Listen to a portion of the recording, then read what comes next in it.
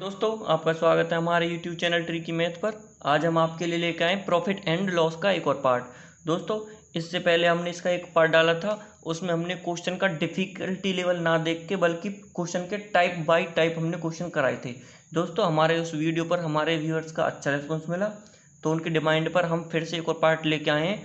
इसी प्रकार type and type wise question करेंगे दोस्तों। तो हम आपके लिए लेकर आए लेटेस्ट क्वेश्चन जो कि आजकल एग्जाम में पूछे जाते हैं, और ये क्वेश्चन आपके एग्जाम में बहुत ज़्यादा हेल्प करेंगे और डिफरेंट टाइप के होंगे। तो चलो दोस्तों चलते हैं क्वेश्चन की तरफ। हमारा पहला क्वेश्चन है, 3 क्रमागत बट्टों 30%, 20% और 10% के समतुल्य बट्टा ज्ञात करो। दोस्तों छोटा सा क्वेश्चन है, ये कह रहा है एक संख्या है, किसी में 3 बट्टे दिए गए। बट्टे मतलब छूट, डिस्काउंट। उस पर पहले 30% की छूट दी गई, फिर उस पर 20% की छूट दी गई, और फिर उस पर 10% की छूट दी गई। तो पूछ रहा है इन सभी तीनों छूटों की एक इकट्ठी छूट क्या होगी। दोस्तों यही पूछना चाहता है। दोस्तों आपको लग रहा होगा इसमें 3 छूट दी गई, 70%, 30%, 20% और 10%। आपको लग रहा होगा इसमें कुल छूट हो जाएगी 60% की। दोस्तों यदि आप ऐसा सोच रहे हैं तो आपका क्वेश्चन बिल्कुल गलत हो जाएगा। दोस्तों इसका क्वेश्चन मैं बताता हूँ कैसे होगा। दोस्तों मैंने आपको बताया था, कभी भी परसेंटेज में कोई संख्या दे रखी हो और उसमें मूल वैल्यू कोई ना दे रखी हो, तो हमें क्या करना, हमेशा हम अपनी तरफ से 100 मानेंगे, क्योंकि 100 मानना सबसे ज़्यादा आसान होता है। दोस्तों संख्या थी अपने आप में 100% होगी, तो हमने 100% का पूरा 100 मान लिया। संख्या अपने आप में 100 थी, यदि हम उस पर 30% की छूट देंगे तो संख्या अपने आप में 70% रह जाएगी। ठीक है दोस्तों, हम क्या करेंगे, इसी का 70% निकाल लेंगे। ये संख्या हो जाएगी पहली छूट के बाद। दोस्तों पहली छूट के बाद हमें ये संख्या मिलेगी। फिर वो कह रहे हैं हमने उस पर 20% की और छूट दी। दोस्तों यदि किसी संख्या पे हम 20% की छूट देंगे तो वो संख्या अपने आप में 80% रह जाएगी।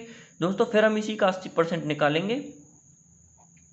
ठीक है दोस्तों, फिर उसके बाद उसमें 10% की छूट दी। दोस्तों 10% छूट देने के बाद वो फिर 90% रह जाएगी। हम अब इसका 90% निकालेंगे। 90% आपको कैसे निकालना वो पता है, जितना भी हमें परसेंट निकालना उससे गुना करके बटे में 100 लगा देना बस। दोस्तों ये बन गया हमारा समीकरण, हम इसे सॉल्व कर लेंगे। काट लेते हैं दोस्तों, ऊपर 2 जीरो से ये 2 जीरो काट देंगे, ऊपर की ये 2 जीरो से हम ये 2 जीरो काट देंगे, एक जीरो बचेगी, इससे ये जीरो काट देंगे। दोस्तों हमारे पास क्या बचा, ऊपर बचा 7 गुना 8 गुना 9 बटे में 10। दोस्तों 7 गुना 8 गुना 9 10 कर लेते हैं, ये हो जाएगा 9 8 72, ये रह जाएगा 7 7 किससे गुना करेंगे हम, 7 दूनी 14 का 4 का, शेष बचा 1, 7 7 49 और 1 50। दोस्तों ये आया हमारे पास 504 बटे में 10। दोस्तों नीचे बटे में 10 है तो हम क्या करेंगे, एक अक्षर के बाद एक पॉइंट लगा देंगे।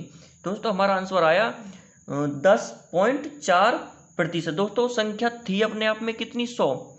संख्या थी अपने आप में 100, घटकर होगी कितनी, 50.4। तो दोस्तों इस पर कुल अंतर क्या हुआ, छूट कितनी दी गई होगी। दोस्तों इस पर छूट दी गई होगी 49.6। दोस्तों यही हमारा हो जाएगा राइट आंसर। संख्या अपने आप में 100 थी, घटकर कितनी होगी, 50.4 होगी। तो दोस्तों छूट कितनी दी, उसमें अंतर क्या हुआ, दोस्तों उसमें अंतर हुआ 49.6 का। दोस्तों तो ये इतने ही परसेंट की इसमें छूट दी गई, ये हो गया हमारा राइट आंसर। देखो कितना बड़ा क्वेश्चन सिर्फ एक ही लाइन में हमारा सॉल्व हो गया। यही हमारी शॉर्ट ट्रिक है और यही हमारा मेथड है। दोस्तों कभी भी आप ऐसा क्वेश्चन आए, उससे संख्या को कभी आपको ना संख्या पता हो तो आप 100 मान के करें, 100 मान कर करना बहुत ज़्यादा आसान होगा। तो दोस्तों हम चलते हैं अपने नेक्स्ट क्वेश्चन की तरफ। दोस्तों हमारा नेक्स्ट क्वेश्चन है, एक कमीज का अंकित मूल्य 600 रुपये है, उस पर 20% और 10% के 2 बट्टे दिए जाने के पश्चात उसका मूल्य कितना होगा। दोस्तों ये कह रहा है एक कमीज का रेट है जो है 600 रुपये है, कमीज का मूल्य 600 रुपये था, और उन्होंने क्या किया, उस पर 20% और 10% की 2 छीट गई। दोस्तों जैसा हमने पहले क्वेश्चन किया वैसे ही हम करेंगे। पहली छूट दी गई थी 20% की, तो संख्या उसकी क्या रह जाएगी दोस्तों, उसका मूल्य रह जाएगा अपने आप में 80%। फिर उस पर 10% की और छूट दी गई। दोस्तों उस पर 10% की छूट दी तो उसका मूल्य रह जाएगा 90%। अब ये पूछा छूट देने के बाद उसका मूल्य क्या होगा। दोस्तों बस निकाल लेंगे उसका मूल्य क्या आएगा, ऊपर भी 4 जीरो नीचे भी 4 जीरो, इनको आपस में हम काट देंगे, वही हो जाएगा। ये फिर से 9 8 72 हो जाएगा। 72 को हम 6 से गुना करते हैं, 6 दूनी 12 का 2 का, शेष बचा 1, 7 6 42 और 1 43। दोस्तों ये हो जाएगा हमारा 432। दोस्तों मूल्य था 600, 2 डिस्काउंट दिए गए, पहला था 20% का, फिर 10% का, तो उसके बाद उसका मूल्य रह जाएगा हमारे पास 432 रुपये। यही हमारे क्वेश्चन में पूछा गया है। ठीक है दोस्तों, चलते हैं नेक्स्ट क्वेश्चन की तरफ। दोस्तों हमने अभी तक लगभग 2 टाइप के क्वेश्चन कर दिए हैं। ठीक है दोस्तों, हम टाइप बाय टाइप क्वेश्चन लेके चलेंगे। तो दोस्तों हमारा अगला क्वेश्चन है, एक कमीज का अंकित मूल्य 80 रुपये है, 2 बट्टे दिए जाने के पश्चात मूल्य 544 रुपये रह जाता है। यदि दूसरा बट्टा 20 है तो पहला बट्टा क्या होगा? दोस्तों इसमें भी दो छूट दी गई हैं। इसमें क्या था, हमें छूट दे रखी थी, इससे पहले क्वेश्चन क्या था उसमें हमें छूट दे रखी थी, लेकिन इसमें क्या, इसमें एक छूट छुपा दी, लेकिन हमें उसका मूल्य दे दिया, तो इसमें वो हमसे छूट पूछना चाहता है दोस्तों। तो हमें अब क्या करना है, हम अब उसको डिस्काउंट देखते हैं, उस पर डिस्काउंट कितना निकालना है। दोस्तों ये कह रहा था कि जो कमीज थी वो 800 रुपये की थी, उस पर दो छूट दी गई, दो में से कह रहा छूट देने के बाद उसका रेट जो है ना 544 रुपये हो जाता है। यदि दूसरा बट्टा, दोस्तों इसने पहला बट्टा नहीं दिया, हमसे पूछा तो पहला बट्टा क्या था, मतलब बट्टा मतलब डिस्काउंट। यदि हम पहले बट्टे को हम एक्स मान लेते हैं दोस्तों, ठीक है, यदि पहला बट्टा मान लिया हमने एक्स, हम पहले क्या था, पहला बट्टा एक्स माना था, उसका x% हम निकाल लेंगे। दूसरा बट्टा उन्होंने बताया, दूसरा बट्टा दिया था 20%। दोस्तों इसका फिर हम 20% छूट देने के बाद संख्या रह जाएगी अपने आप में 80%, हम इसका 80% निकालेंगे। अब ये डिस्काउंट दो बट्टे देने के बाद उसका रेट जो है ना 544 रुपये हो गया। ठीक है दोस्तों, ये हमारा समीकरण बन गया, इसे हम सॉल्व कर लेते हैं। करेंगे सॉल्व दोस्तों, ऊपर की दो जीरो से हम ये दो जीरो काट देंगे, इसे काट लेंगे, 20 से काट लेंगे, 20 चौक 80, 20 पंजे 100। ठीक है दोस्तों, अब ये संख्या जो हमें x निकालना है ये उधर जाके गुना हो जाएंगी। दोस्तों हमारे पास आएगा x बराबर 544 बटे में ये 8 इसके साथ यहाँ गुना में, ये बटे में आ जाएगा, यहाँ पे 4 भी गुना में, ये बटे में आ जाएगा, और ये 5 उसके उधर जाके गुना में हो जाएगा। ठीक है दोस्तों, हम इसे काट लेंगे, इसे सबसे पहले हम 8 से काट लेते हैं, ये हो जाएगा 8 छिंग 48, 8 छिंग 48, यहाँ पे हमारे बचेगा 6, 6 के पीछे 4, 8 8 64 दोस्तों, ऊपर आया 68, और दोस्तों ये हो गया हमारे पास, ऊपर आया 68 गुना 5 बटे में 4। दोस्तों इसको हम काट लेंगे, 17 से कट जाएगा, 17 चौका 68, हमारे पास आया 17 गुना 5, 17 पंजे, दोस्तों हम इसको गुना करें, 17 पंजे हो जाएगा 85 दोस्तों, तो हमारे पास आया 85। दोस्तों x का वैल्यू कितनी आई, हमारे पास x की वैल्यू आई 85। तो दोस्तों अभी हमने इससे पहले क्वेश्चन में क्या था, जितनी छूट दी जाए उसके बाद वैल्यू कितनी रह जाएगी उससे हमें गुना करना। दोस्तों छूट देने के बाद जो वैल्यू थी वो 85% रह गई, तो हमने छूट कितनी दी गई होगी दोस्तों, छूट फिर हमने इसमें 15% की छूट दी होगी। दोस्तों 85 को 100 से माइनस करें तो हमारे पास रह जाएगा -15। ठीक है दोस्तों, संख्या अपने आप में 100% थी, x का मान आया 85%। जब हमने किसी संख्या का छूट देने के बाद मान 85% आया तो दोस्तों उसमें हमने कितनी छूट दी होगी, उसमें हमने 15% की छूट दी होगी। तो दोस्तों हमारी पहली छूट हो जाएगी 15%। ठीक है दोस्तों, आगे तरफ हम चलते हैं क्वेश्चन की तरफ। तो दोस्तों हमारा अगला क्वेश्चन है, हमारा अगला क्वेश्चन कहता है, एक दुकानदार अपने सामान को क्रय मूल्य से 20% अधिक मूल्य अंकित करता है तथा अंकित मूल्य पर 10% की छूट देता है, उसका लाभ या हानि बताओ। दोस्तों एक दुकानदार जो है अपने सामान पर जो है ना 20% बढ़ाकर मूल्य अंकित कर देता है तथा अंकित मूल्य पर 10% की छूट देता है, तो उसका लाभ या हानि बताओ। दोस्तों हमें इसमें क्या करना है, सबसे पहले हमें पता होना चाहिए कि दोस्तों उसका जो मूल्य था, मूल्य क्या था उसका CP। दोस्तों ऐसे क्वेश्चन में हमें क्या पता, हमें पहले पता होना चाहिए क्रय मूल्य, क्रय मूल्य को बोलेंगे हम कॉस्ट प्राइस CP। दूसरा विक्रय मूल्य, विक्रय मूल्य को बोलेंगे हम सेलिंग प्राइस। दोस्तों तीसरा अंकित मूल्य, अंकित मूल्य को बोलेंगे MRP। ठीक है दोस्तों, अब ये कह रहा है उसके पास वस्तु पर 20% बढ़ाकर अंकित करता है। दोस्तों हम मान लेते हैं उसका वस्तु, अगर मान ले उसकी वस्तु 100 रुपये की हो, CP उसका क्रय मूल्य 100 रुपये हो, तो वो क्या कर रहा है 20% बढ़ाकर कर रहा है। दोस्तों उस पर 20% बढ़ा के लिखेगा तो संख्या हो जाएगी अपने आप में 20%। ठीक है दोस्तों, तो उसने 20% बढ़ा के लिखा तो उसने रेट लिख दिया 120%। अब ये कह रहा है यदि अंकित मूल्य पर 10% की छूट देता है तो उसका लाभ प्रतिशत बताओ। दोस्तों अब जो ये 120 है ये इसमें क्या करेगा, ये इसमें जो है 10% की छूट देगा। ठीक है दोस्तों, 10% की छूट देगा तो वस्तु कितने की बिकेगी, इसके 90% की। ठीक है दोस्तों, तो हम क्या करेंगे, इसका 90% MRP का 90% निकालेंगे। दोस्तों 90% इसको MRP पे वो क्या कर रहा है 10% की छूट दे रहा है, 10% की छूट देने के बाद MRP क्या होगा 90% में बिकेगा, तो इसका 90% हम निकाल लेते हैं, बटे में लगा देंगे 100, ऊपर के दो जीरो से नीचे दो जीरो कट जाएंगे, ये रह जाएगा हमारे पास 12 नंबर 108। तो दोस्तों वस्तु कितने की बिकी, 108 रुपये की बिकी। दोस्तों वस्तु थी कितने की, वस्तु थी 100 रुपये की, उसने बढ़ा के 120 कर दिया, 10% छूट देने के बाद भी वो 108 की बिकी। मतलब खरीदी कितने की थी, खरीदी 100 रुपये की, बिकी 108 की। तो उस पर लाभ कितना हुआ दोस्तों, उस पर लाभ हुआ उसका 8 रुपये का लाभ, 8 रुपये का लाभ हुआ। अब हमें परसेंटेज निकालना दोस्तों, मैंने आपको बताया था कभी भी मूल्य में लेन देन हो तो हमें परसेंटेज हमेशा सीपी पे निकालना होता है। तो सीपी हमारा कितना था 100, ठीक है दोस्तों। तो बट्टे में आ जाएगा 100, गुना में उसका परसेंटेज निकालने के लिए हम इसे 100 से गुना करेंगे दोस्तों, 100 से 100 कट जाएगा तो उसका लाभ कितना हुआ 8% का लाभ हुआ। ठीक है दोस्तों, उसका लाभ हुआ 8% का। तो ये हो जाएगा हमारा राइट आंसर। तो हमारा नेक्स्ट क्वेश्चन है, अच्छा क्वेश्चन है, ध्यान से सुनना। एक दुकानदार वस्तु की कीमत में कितने परसेंट बढ़ाकर अंकित करे ताकि 10% की छूट देकर भी 26% का लाभ हो। दोस्तों कह रहा है एक दुकानदार है, उसे कह रहा अपनी वस्तु में कितने परसेंट बढ़ाकर अंकित करे ताकि 10% छूट देने के बाद भी उसका जो है 26% का लाभ हो। दोस्तों हमने पे आपको बताया था कभी भी ऐसे क्वेश्चन में आपको 3 चीज चाहिए, एक तो सीपी, एसपी और एमआरपी। ठीक है दोस्तों, सीपी नहीं दिया, परसेंटेज का केस चल रहा है, तो दोस्तों हम अपनी तरफ से परसेंटेज मान लेंगे, 100 मानना सबसे ज़्यादा आसान होता है। तो दोस्तों हमने मान लिया सीपी था उसका 100 रुपये, उसका कॉस्ट प्राइस, यदि उसने चीज़ 100 रुपये की खरीदी, ठीक है दोस्तों, तो ये पूछ रहा है कि उसे कितने परसेंट बढ़ाकर अंकित करे ताकि उसमें 10% छूट देने के बाद भी लाभ हो 26%। ठीक है दोस्तों, ये हो जाएगा सीपी। या अब ये कह रहा एसपी और हमें एमआरपी। ठीक है दोस्तों, अब ये कह रहा है यदि उस पर 20% 10% छूट देने के बाद 26% लाभ हो। दोस्तों ये संख्या क्या थी हमारी, सीपीएस 100, ये कह रहा है उस पर 26% से लाभ कमाना चाहता है। दोस्तों यदि ये उसको 26% लाभ कमाना चाहता है तो संख्या को कितने में बेचेगा। दोस्तों इसको संख्या बेचनी होगी 26% की। ठीक है दोस्तों, 126% की, तो उसका एसपी हो जाएगा 126 रुपये। ठीक है दोस्तों, सीपी हो गया 100, एसपी होगा 126, क्योंकि उसे 26% लाभ कमाना है, तो बे की होगी 26 की, 126 की।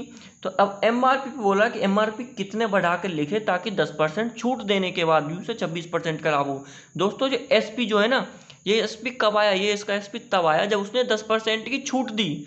दोस्तों कोई संख्या है 10% की छूट दी तो अपने आप में कितने की बिकी होगी, वो अपने आप में 90% की बिकी होगी, एमआरपी का 90%।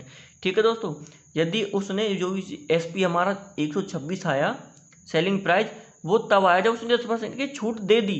तो दोस्तों वो कितने की बिकी, 90% की। तो दोस्तों संख्या का 90% बराबर कितना, 126। हमें उसका एमआरपी निकालना, तो एमआरपी होगा अपने आप में 100%, तो निकाल लेंगे हम।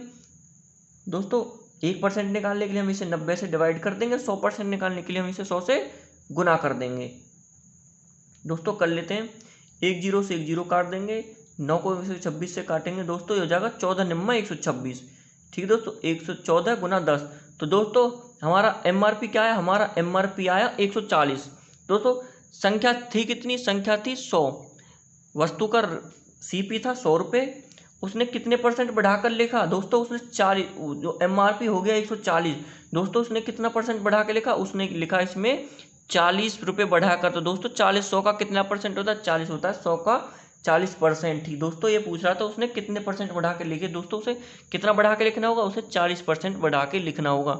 देखिए दोस्तों कितना डिफिकल्ट क्वेश्चन लग रहा था देखने में, लेकिन इतने आसानी से हमने इसे सॉल्व कर दिया। आपको दोस्तों क्वेश्चन को देख के घबराना नहीं है, जितना टाइम इसमें लगा इतना टाइम बिल्कुल भी नहीं लगेगा, क्योंकि मैं आपको कॉन्सेप्ट से समझा रहा हूँ। जैसे ही आप एग्जाम में देखोगे आपको क्या करना है, आपको देखना है कि वो बोल रहा है कि कितने परसेंट की छूट दे, कि 10% छूट देने के बाद भी 26 का लाभ हो। दोस्तों सबसे पहले आपको संख्या देख लीजिए, संख्या मान लेंगे हम 100। अब ये 26% का लाभ कमा रहा है तो संख्या बिकेगी 126 में, ये चीज़ तो नॉर्मल सी बात है। अब आपको ये देखना है कि ये जो संख्या है ना, ये कब आई, ये संख्या जब आई है जब उसने 10% का छूट दिया। 10% छूट देने के बाद संख्या कितनी रह जाएगी, अपने आप में 90%। तो बस आपको यही करना है, ये संख्या एसपी को आपको 90% के सामने आपने रख लिया और उसका 100% निकाल दिया, तो हो गया हमारा आंसर। ठीक है दोस्तों, उसका 100% आया 140। तो बदलाव क्या हुआ, selling price sorry cost price हमारा था 100, लेकिन उसमें एमआरपी कितना बढ़ा, एमआरपी उसने लिख दिया 140। तो बस यही पूछा कितना परसेंटेज बढ़ा के लिखा, 40 100 का कितना परसेंट होता है 40%। तो दोस्तों इसने 40% बढ़ा के लिखा। तो दोस्तों चलते हैं हम अपने नेक्स्ट क्वेश्चन की तरफ और नेक्स्ट टाइप की तरफ। ठीक है दोस्तों, तो हमारा नेक्स्ट टाइप हो जाएगा, एक दुकानदार विक्रय मूल्य पर 20% का लाभ कमाता है, उसका क्रय मूल्य पर लाभ क्या होगा। दोस्तों क्वेश्चन देखने में जितना इजी लग रहा है उतना होगा नहीं, लेकिन मैं आप कॉन्सेप्ट से करोगे तो बहुत आसान क्वेश्चन है। ये कह रहा है एक दुकानदार विक्रय मूल्य पर 20% का लाभ कमाता है तो उसका लाभ क्रय मूल्य पर क्या होगा। तो दोस्तों आपको लग रहा होगा यदि उसने 20% का लाभ कमाया तो 20% ही उसका विक्रय मूल्य पर है, तो क्रय मूल्य पर भी 20% ही होगा। बिल्कुल ऐसा नहीं होगा दोस्तों। ये कह रहा विक्रय मूल्य पर, विक्रय मूल्य क्या होता है दोस्तों, विक्रय मूल्य होता है अपने आप एसपी, सेलिंग प्राइस। दोस्तों सेलिंग प्राइस पे उसने कितना 20% का लाभ कमाया। ठीक है दोस्तों, आपको पता है मैंने आपको पिछली वीडियो में बताया था आपका लाभ या हानि जो है ना सेलिंग प्राइस में ही छुपा होता है। ठीक है दोस्तों, अगर हम मान लेते हैं उसने कोई वस्तु उसने 100 रुपये की बेची है। ठीक है दोस्तों, यदि उसने 100 रुपये की बेची है और उसमें इसने 20% का लाभ भी कमाया। दोस्तों 100 का 20% 20 ही हो जाएगा। दोस्तों अगर हमारा लाभ भी इसी में, मैंने बताया था जो हमारा लाभ है वो हमेशा एसपी पे डिपेंड करता है, एसपी में छुपा होता है। दोस्तों इसमें क्या 20% का उसने लाभ कमाया तो लाभ भी इसी के अंदर होगा, तो हम क्या करेंगे इसमें से लाभ घटा देंगे दोस्तों। ठीक है, यदि हम इसमें से लाभ घटा देंगे तो संख्या हमारे पास रह जाएगा सीपी। दोस्तों मैंने आपको पहले बताया था सीपी हमारा क्या होता है, सीपी हमारा होता है एसपी माइनस जो भी हमारा लाभ होगा। ठीक है दोस्तों, इसमें से यदि हम अपना लाभ निकाल देंगे प्रॉफिट तो हमारे पास आ जाएगा हमारा सीपी। ठीक है दोस्तों, तो हमने क्या करा एसपी में से अपना प्रॉफिट घटा दिया तो हमारे पास सीपी आ जाएगा। तो सीपी हमारा कितना आया, सीपी आया हमारा 80 रुपये। ठीक है दोस्तों, संख्या जो है उसने बेची कितने की थी वस्तु, उसने बेची थी 100 रुपये की, उसमें उसे 20 रुपये का लाभ हुआ तो वस्तु किसने की खरीदी होगी दोस्तों, जब 100 रुपये में उसका 20 का लाभ भी हो गया तो उसने वस्तु खरीदी होगी 80 रुपये की, तो हमारा सीपी आ गया 80 रुपये। ठीक है दोस्तों, अब बस यही पूछना चाह रहा है कि उसका जो है प्रॉफिट जो है सीपी पर कितना होगा, क्रय मूल्य पर उसका प्रॉफिट कितना होगा। दोस्तों प्रॉफिट हुआ था 20 रुपये, निकाल लेंगे हम, उसका प्रॉफिट हुआ था 20 रुपये, सीपी पे सीपी कितना 80, तो 80% निकालने के हम 100 से गुना कर देंगे, काट लेंगे दोस्तों, 20 चौक 80, 4 से हम 100 को काट देंगे 25 पर दोस्तों, तो उसका सीपी पर प्रॉफिट होगा कुल 25%। ठीक है दोस्तों, उसका एसपी पर प्रॉफिट था 20% लेकिन सीपी पर प्रॉफिट आया 25%। तो दोस्तों हम चलते हैं अपने नेक्स्ट क्वेश्चन की तरफ। हमारा अगला क्वेश्चन है, ध्यान से देखना, एक दुकानदार विक्रय मूल्य पर 25% की हानि उठाता है, उसका क्रय मूल्य पर हानि क्या होगा। दोस्तों अभी जो हमने क्वेश्चन किया था इसमें क्या था, उसमें विक्रय मूल्य पर उसे लाभ हुआ था, लेकिन अगले क्वेश्चन में इसमें क्या हो रहा है, विक्रय मूल्य पर हानि हो रही है। दोस्तों हम हानि वाले क्वेश्चन कर लेंगे। दोस्तों बोला एसपी उसके विक्रय मूल्य पर है, विक्रय मूल्य होगा एसपी। दोस्तों मैंने आपको बताया था लाभ हो या हानि हो वो हमारे एसपी में ही छुपा होता है। ठीक है दोस्तों, यदि हम एसपी को मान ले 100 रुपये, हमने एसपी मान लिया 100 रुपये की कोई वस्तु बेची है और वो कह रहा है उसमें उसे जो है 25% की हानि हुई है। दोस्तों 25% की हानि इसमें हुई है, 100 में बेची है तो 25% की हानि हुई है। दोस्तों 100 का 25% 25 होगा। यदि हम इसे 25 रुपये और फालतू की बेचते तो क्या होता, उसे ना तो लाभ होता ना हानि, मतलब उसके क्रय मूल्य के बराबर होती। दोस्तों ये सेलिंग प्राइस है, यदि हम इसे 25 रुपये और महंगी बेचते, 25% की और महंगी बेचते तो इस पर क्या होता है, इसमें ना तो लॉस होता ना हानि होती, तो वो क्या होता है दोस्तों, जिसमें ना लॉस हो ना हानि हो तो वो होता है उसका सीपी क्रय मूल्य। तो दोस्तों हमारा सीपी क्या हो गया, सीपी हो जाएगा हमारा 100 + 25, तो सीपी हमारा आ जाएगा 125 रुपये। ठीक है दोस्तों, सीपी आया 125 में। एक बार आपको दोहरा देता हूँ दोस्तों, जब प्रॉफिट का केस था दोस्तों, प्रॉफिट में हमारा सीपी कैसे निकालते हैं हम दोस्तों, एसपी हमेशा अगर प्रॉफिट हुआ है जो हमारा विक्रय मूल्य है वो हमारे क्रय मूल्य से ज़्यादा होगा। ठीक है दोस्तों, क्रय मूल्य से ज़्यादा होगा तो हमें क्रय मूल्य पता करना है, जितना भी हमें लाभ हुआ वो लाभ हम अपने विक्रय मूल्य में से घटा देंगे तो हमें क्या निकल आएगा, सीपी। तो दोस्तों हमने वही किया, 100 रुपये की हमारी वस्तु बिकी थी, पिछले क्वेश्चन में हमें 20 रुपये का लाभ हुआ तो उसमें हमने 20 रुपये का लाभ घटा दिया तो हमारा क्या आ गया, क्रय मूल्य। दोस्तों लेकिन यहाँ क्या हुआ, यहाँ हो रहा है हानि, इस क्वेश्चन में हमें हानि हुई है। तो जब हमें हानि हुई है तो हानि कब होती है दोस्तों, यदि हानि या लाभ सब एसपी में छुपा होता है। हमने मान लिया एसपी हमारा विक्रय मूल्य 100 रुपये है तो उसे 25 रुपये की हानि हुई है। दोस्तों 25 रुपये की हानि हुई है, यदि हम उसमें 25 रुपये और जोड़ देंगे तो उसे ना तो लाभ होगा ना हानि होगी, जितने की चीज़ उसने खरीदी थी उतने का हो जाएगा। दोस्तों जितनी खरीद होती है वो था हमारा सीपी क्रिया मूल्य, तो हमने 25 रुपये इसमें जोड़ दिया तो हमारा क्रिया मूल्य निकल के आ गया, हमारा क्रिया मूल्य हुआ 125। अब हमसे यही पूछना चाहता है तो उसके क्रिया मूल्य पर हानि प्रतिशत बताओ। हानि कितने की हुई, हमें 25 रुपये की हानि हुई थी, ठीक है दोस्तों 25 रुपये की हमें हानि हुई, क्रिया मूल्य पर क्रिया मूल्य हमारा 125, परसेंटेज निकालने के हम इसे 100 से गुना कर देंगे, तो कर लेंगे दोस्तों 25 पंजे 125, 5 से हम 100 को काट देंगे 20 पे, तो दोस्तों उसका क्रिया मूल्य पर हानि हो जाएगी 20% की।